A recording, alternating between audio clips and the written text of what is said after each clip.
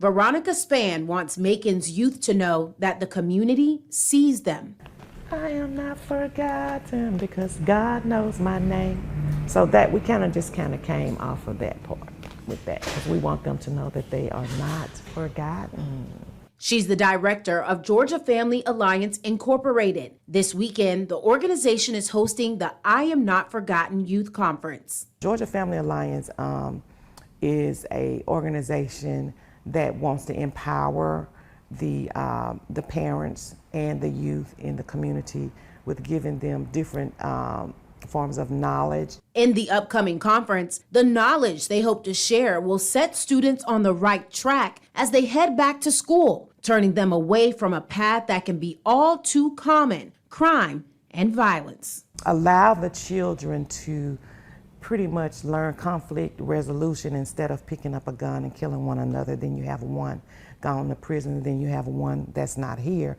Both families' lives are impacted. So what we are trying to do is to detour a lot of that. Spann says this is the group's 6th conference of its kind, each one with a different focus. Previously, speakers have given the youth a raw look at prison. Prison is not the life that you want.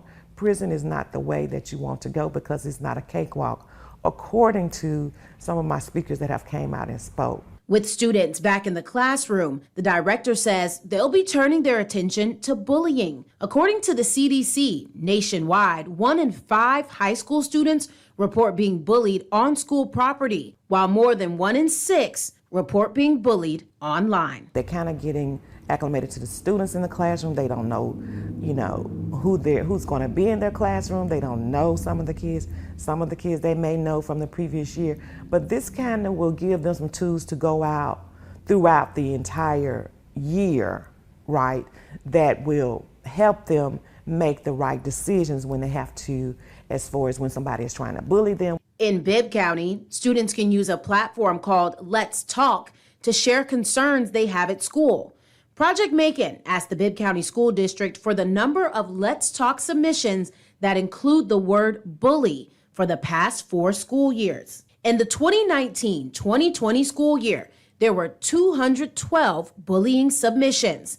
In the 2020-2021 school year, that number dropped drastically to just 69. But it's important to remember that was the year of COVID, when students did distance learning. It jumped back up in 2021-2022 to 165, and then slightly increased in the 2022-2023 school year with 168 bullying submissions. If a person is bullying someone, that is putting fear in that other person.